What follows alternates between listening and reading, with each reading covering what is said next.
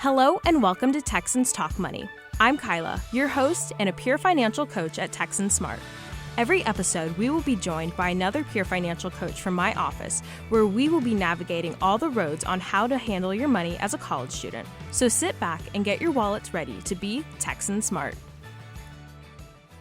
Hey y'all, and welcome back to Texans Talk Money. I'm Kyla. And I am Kaiton. And we are your host, and today we are recording our last episode of the semester. Crazy. Also, a little sadder for me is this is my last episode ever with Texans Talk Money. I'm a little sad. I'm a little more than a little sad, but Y'all won't hear her. I get to keep her around until July, but y'all have to say goodbye. Yeah, I'm graduating this July, and I am sorry. And I am getting ready to go to grad school, but we're going to make the most of this last episode and my few last moments with y'all. And I guess, I don't know, is there anything else you want to add, Kaiton? I guess I could tell y'all the episode topic today. Which that helps. It would be summer jobs. We're going to, since it's final season and getting close to the end of, and it is the end of April, actually, because my birthday is next week, which is crazy. Fun. So I know that at least one person that is listening has been sitting in their dorm room or their apartment and being like, how am I going to make money this summer? I want to do things with my friends. Summer jobs. Get them. That is why this episode exists today. Yep. We're going to be talking all about getting that summer job, our past summer jobs, and just kind of their importance of it. I mean, if you think about it, it's not like our typical money episodes that we talk about, but it does tie in to being young and needing finances and just kind of supporting yourself while you're young. Or learning to support yourself if you're very lucky and get to have your parents help like I do. Yes. But I guess we can start like with our past experiences with summer jobs and like what we've done. So what about you? So I stick in the child care sector type thing. That's just what I've always been comfortable with. It's what I love to do. There goes those ums. Oh, my goodness. I was a respite care nanny, I worked with special needs families and children in order to, help them over the summer and watch those kiddos so the adults could go to work and make money in order to support their families. And I was making money in order to support student loans. You know, different things, but still supporting. And then I was also a daycare teacher for 3 and 4-year-olds, which honestly, both of those are so fun and so rewarding, but that's just one of my passions is working with children. Yeah. So I guess that's like we talked about it in office. That's one of my big tidbits is if you're able to, find something that you enjoy a little bit at least, and it will make your summer job that much better and worth it to get up early in the summer when you don't have classes to go to work. Yes, I agree with that. Kind of going along those lines. Yep. My first ever summer job, I worked retail. That was it was a very tiring job. I mean, it paid. Yeah. I did my work. I didn't sit on the couch all summer, which was my biggest thing. It was the summer between graduating high school and starting college. Oh, and I was like, I've never had a job before. I need to get a job right now so that I can learn how to work. Absolutely. And working retail was a great first job. I think it might be probably less harsh than working in fast food. If that's something that you're looking at, retail is a little less harsh than fast food.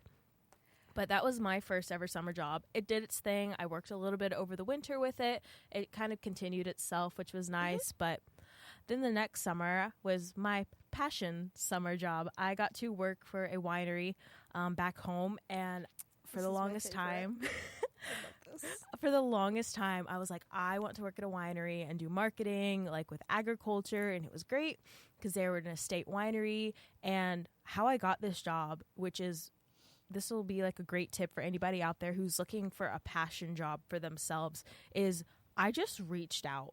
There was no listing online with this winery about if they had positions open, what positions were open. I I didn't DM them, but I messaged them on their website, and I just said, hey, I am a student. I am looking for a job. These are my passions. This is something I'm interested in. And they brought me in for an interview, and I got the job, and I was happy, and I got good hours on the week. I was able to do marketing material, which is something I'm passionate about. And so if you're passionate about something, maybe try to find like a smaller job or a smaller company that you want to reach out to, and just reach out. The worst they can say is no. Yeah, but I guess the worst is they can say is no. I was trying to think and see if there was anything worse, but there's really not. Like, I mean, you're not, if they tell you no, you're probably not going to speak to these people again. So, and that's okay. So it's okay. It's okay that they tell you no. It's okay if you don't get it the first time. Yes. And learning how to get rejection is also a great thing, but that's not what we're here to talk about today. No, sorry. I had an eye itch. That's why I trailed off like that. But yeah, I know whenever I started looking for these jobs, I think I started around like the April, May time. Like, definitely. Going through like LinkedIn, maybe not LinkedIn, but like Indeed and like Google job searches and stuff like that. Or isn't it Handshake on campus that posts like campus jobs and local job listings? Yes. If you're a student at Tarleton, go look at Handshake. It's very helpful. That is actually part of how I found this job. Yes. Along with Kyla, but Handshake as well. I know a lot of daycares. Obviously, I'm going to talk about the daycares, but I know a lot of daycares post their listings on there. I've seen different like ranches who need just somebody to come feed for the week, different things like that. Oh my goodness, my brain just cut out. I was trying to say something. But the earlier, the better. Yes, that is where I was going with that, is start early. It's better to start early and get a few no's or get a few not yets than to be in the end of May and be stranded in need of money and not have anywhere to go. Yes, I totally agree with that. And like we said, like maybe look for something you're interested in working with.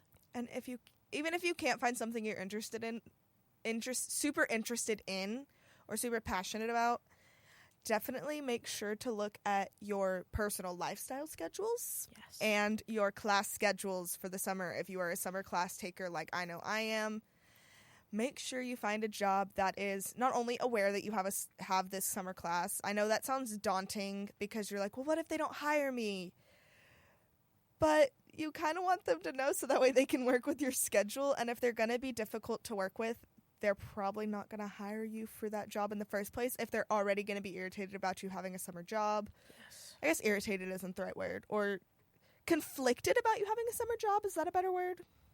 I think so. Because I know I got lucky in my realm of passion that typically the families tend to work with me pretty well. I've never had any issues, but I don't want to promise that all like nanny families are going to be super easygoing about class schedules. Because everybody's different. Everybody's requirements are different. I was blessed with amazing families that I work with. But the class schedule, that's just like, I could stand and preach on that all day long because I know so many people who get caught up in their job and then their classes fall behind, and then having a summer job is kind of pointless because you lose those scholarships or student loans because your grades aren't where they need to be. Yes. And that's probably also another reason to get a summer job, is to help support those student loans and those scholarships. Maybe if you don't have as many scholarships as you want, this is another way to get money to pay for school. It's a great opportunity if you have a lot of free time. I was going to say, typically you have more free time in the summer, unless you take a full class load in the summer as well, which I don't think a lot of us do, but I don't know. Everybody's different. Yeah. You have more hours to work, as stinky as it may be sometimes, because you want to just rot in bed all day or lay out by the pool. I know I do. I can't make fun of nobody because I know some days I wake up and just want to rot in bed. But having that free time means you have more hours to work, and that is more money.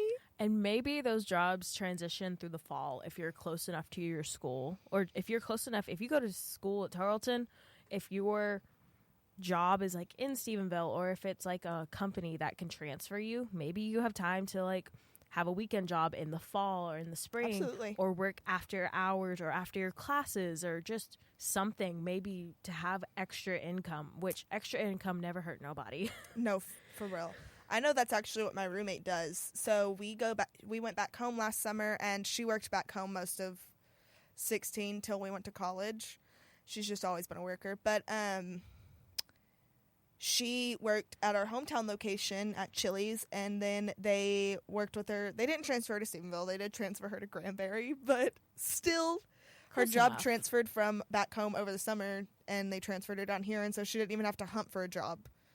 So I know typically the restaurant industry, I feel like, is where that lends to be more true about, like, transferring you over. But yeah, and I know the retail company I worked for, they would have transferred me down here if I had like wanted to work down here. They would have transferred me. It's all about putting yourself out there and asking, or like putting everything up front. Being honest. Yes. So many more job opportunities will come if you're just upfront and be like, I'm going to be real. I'm here for the summer and I just need a summer job. You'd be shocked at how many people respect that honesty.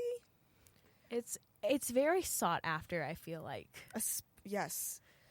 It's the right thing to do. I think another thing, like, whenever you go for future jobs, like after you graduate college, people like to look at your professional history.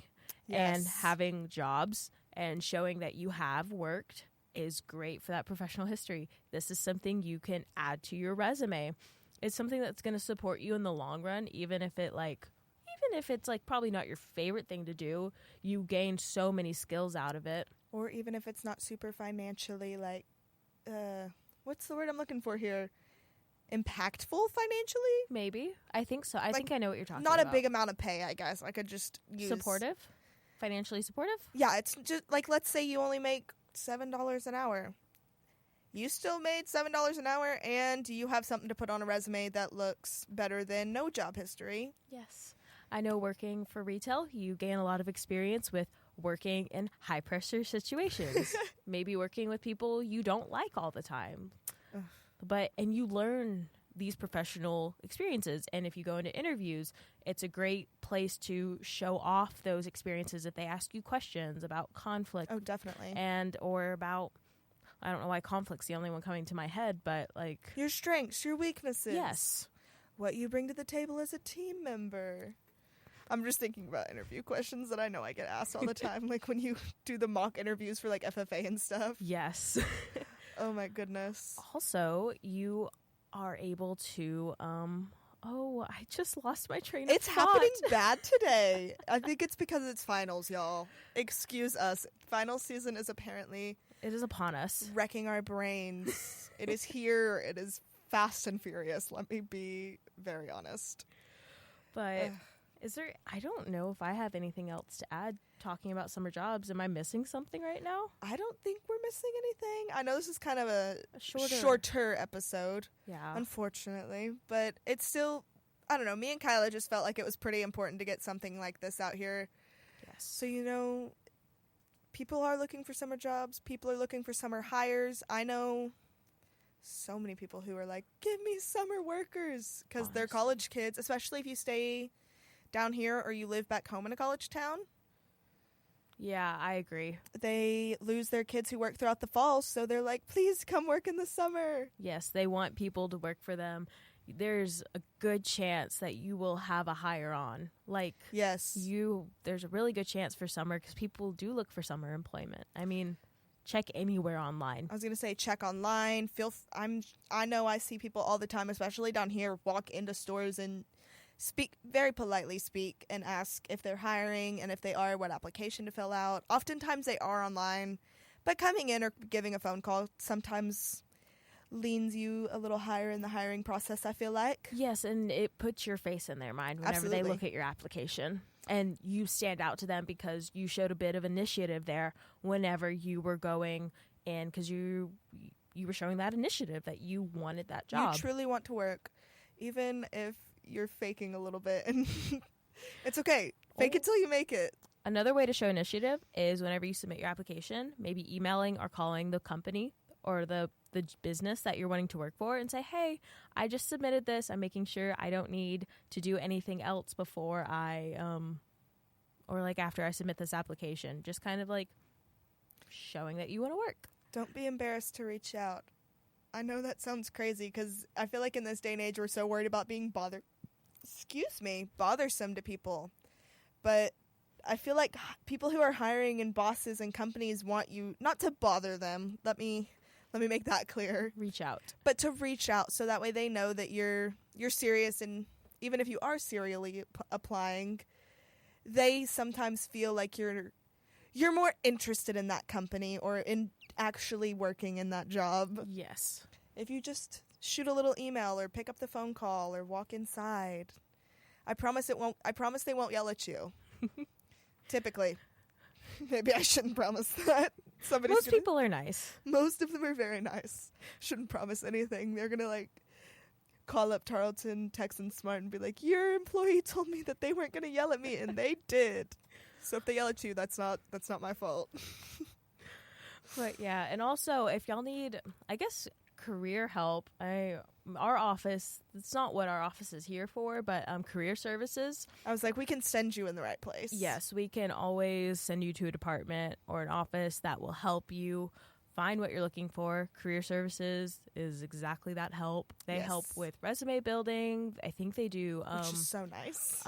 Mock interviews for people for jobs that I they're think hiring. I've heard that. And it's great because I'm pretty sure they have a lot of peers that like students that work for them that you can talk to. Which, funny enough, I've learned is what tends to be interviewing you as you get older is a peer. Yeah. Which is kind of crazy because when you're 16, it's these adults. And now that you're 20, 21, heck, even 18, you could be going to college with the same kid who's interviewing you. So sometimes it's a little nerve-wracking, I feel like, for a peer to interview you. But the mock interviews...